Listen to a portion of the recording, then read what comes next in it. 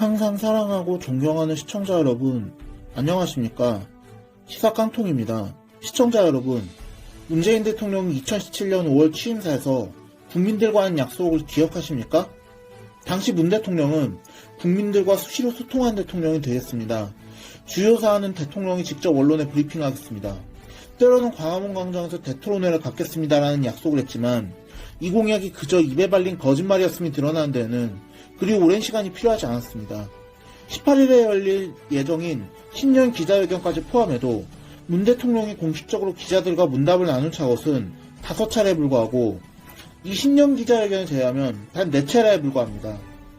특히 문 대통령은 취임 100일째에 기자들과 첫 일문이답을 나눈 뒤에는 오로지 지금까지 4차례 있은 신년 기자회견 때만 기자들과 문답을 나눴을 뿐 취임 후 4년 가까운 시간이 흐르는 동안 국민들과 제대로 소통한 적이 손에 꼽을 정도입니다. 특히 소통의 수만에 따져 전임자들과 비교하면 문 대통령은 이른바 불통 대통령이란 비판을 들었던 박근혜 전 대통령과 큰 차이가 없다는 혹평을 받습니다. 이는 문재인 정부에서 공식적으로 계승을 표방하는 김대중, 노무현 전 대통령과 비교해도 차이가 큰데요. 우선 김대중 전 대통령은 또한 공식 기자회견만 20차례나 가졌고 기자협회 집계에 따라 비공식적인 기자회견까지 포함할 경우 무려 150차례나 기자회견을 가졌습니다. 노무현 전 대통령도 임기 동안 무려 45차례나 기자회견을 가졌고 비공식 기자회견까지 포함할 경우에는 김 전 대통령과 비슷한 수준입니다. 반면 문 대통령은 제가 앞서 말씀드린 공식 기자회견 말고도 2019년 5월에 있었던 KBS 기자와의 단독 대담이나 비공식 기자회견까지 합쳐도 문 대통령이 국민과 소통한 것은 10차례 정도에 그쳤고 특히 문 대통령이 국민과 직접 소통한 것은 2019년 11월에 있었던 국민과의 대화 단 한 차례뿐입니다. 이렇게 불통 대통령이라는 혹평을 받는 문재인 대통령이 앞서 말씀드린 것처럼 오는 18일에 오전 10시부터 100분 동안 신년 기자회견을 가질 예정인데요. 특히 이번 신년 기자회견은 코로나 확산 상황을 감안해 온 오프라인 화상 연결을 방식으로 진행된 점이 특이점입니다. 청와대 측에 따르면 청와대 춘추관 현장에 20명의 기자가 직접 참여하고 또 온라인 화상 연결로 100명의 기자가 참여해 총 120명의 기자가 참여할 예정이라고 합니다. 또 문 대통령이 직접 질문자를 지명하여 이른바 각본 없는 기자회견을 포방하며 현장과 화상 연결에서 빠진 기자들도 온라인 채팅창을 통해 실시간으로 질문을 받고 이 가운데 기자단이 질문을 선정하는 새로운 방식도 도입될 예정이라고 합니다.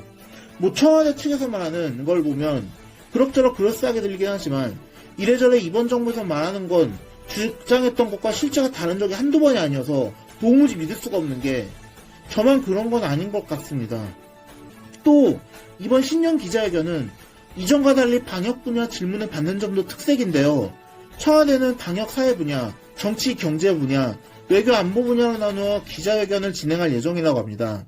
특히 문 대통령이 이 자리에서 온갖 뜨거운 이슈에 대한 입장을 밝히며 임기 5년차의 국정 청사진을 제시할 수 있을 것인지에 대한 것도 많은 사람들의 눈길을 끌고 있는데요.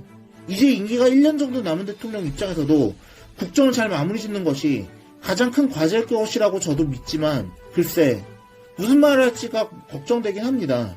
실제로 지난 2019년 신년 기자회견에서 당시 무슨 자신감에서 그런 말씀을 하냐는 질문을 한 경기방송 김혜령 기자와 관련해 있었던 논란을 생각하면 이런 논란이 기우는 아닐 것 같습니다. 그리고 이번 신년 기자회견에서 기자들이 던질 것으로 예상되는 질문들을 각 분야별로 살펴보자면 우선 올 연초 큰 논란을 불러일으켰던 이명박, 박근혜 전 대통령에 대한 특별사면 문제에 관한 질문이 나올 가능성이 큰 것으로 보이고 있습니다.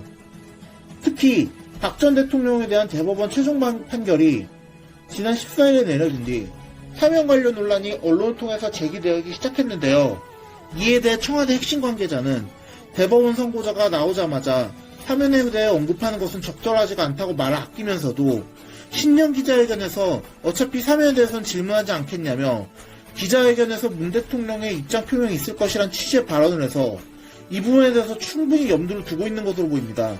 일단은 이 문제가 상당히 민감한 문제이고 문 대통령의 답변에 따라서 논란일 가능성도 높은 만큼 이번 기자회견에서는 국민적 동의가 필요하다며 원론적인 수준에서 답변하는 것에 그칠 것이라는 관측이 지배적입니다.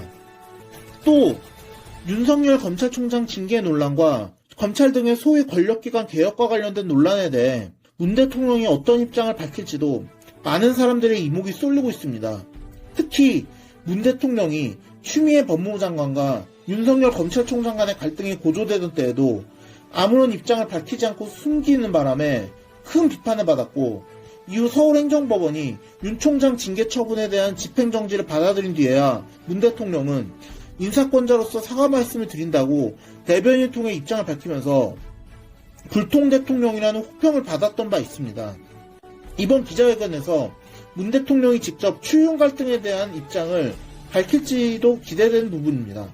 또한 2019년 하노이 노딜 이후 교착 상태에 빠진 것을 넘어서서 오히려 악화일러를 걷고 있는 남북관계에 대한 해법 역시 중요한 키워드 중 하나입니다. 아무래도 남북관계에 큰 공을 들였던 문 대통령인 만큼 지금의 상황을 타개할 보관을 갖고 있는지에 대해서 기자들의 질문이 쏟아질 것으로 보입니다. 그리고 다른 건 몰라도 부동산 문제만큼은 자신 있다던 문재인 정부의 지지율 하락의 주요 원인으로 꼽히는 부동산 문제에 대한 질문 역시 뺄 수가 없을 것입니다. 문 대통령 역시 지난 신년사에서 두 전직 대통령에 대한 특별사면 문제에 대해서는 별다른 입장을 내놓지 않았지만 부동산 문제에 대해서는 주거 문제의 어려움으로 낙심이 큰 국민들께 매우 송구한 마음이라는 사과를 한 바 있기 때문에 이 부분은 문 대통령도 매우 신경을 쓰고 있을 것으로 보입니다. 아울러 지난해 말 다른 국가보다 백신 확보에 늦어지면서 정부의 책임론이 제기되었고, 우여곡절 끝에 다음 달 말에 접종 개시가 예정되어 있는 코로나19 백신과 관련한 질문 역시 이번 신년 기자회견에서 제기될 것으로 보입니다. 문 대통령이 지난 15일 정은경 질병관리청장으로부터 코로나19 예방 백신 접종 계획을 보고를 받았고, 전 국민 무료 백신 접종도 천명한 만큼 기자회견에서 백신 접종 계획을 보다 구체적으로 밝힐 수 있을 것인지 주목됩니다. 어쨌든 청와대는 사상 처음으로 온오프라인 기자회견을 병행하는 만큼 기술적인 부분에서 오는 문제를 최소화하기 위해서 리허설만 4차례를 진행하고, 문 대통령 역시 참모진들에게서 예상 질문과 답변을 정리받은 문건을 보고받는 등 준비에 만전을 기하고 있다고 합니다. 그리고 그런 만반의 준비만큼 이번 신년 기자회견에서는 과연 그동안 문 대통령에게 제기되었던 논란들을 좀 불식시키는 그런 기자회견을 할 수 있을지도 많은 분들이 궁금해하고 계실 것입니다. 과연 그럴 수 있을까요? 솔직히 제 전망은 회의적이긴 하지만 그래도 앞서 지적된 부분들을 조금이라도 개선하려고 노력한 부분이 보이기를 조금이라도 기대해봅니다. 오늘의 영상은 여기까지였습니다.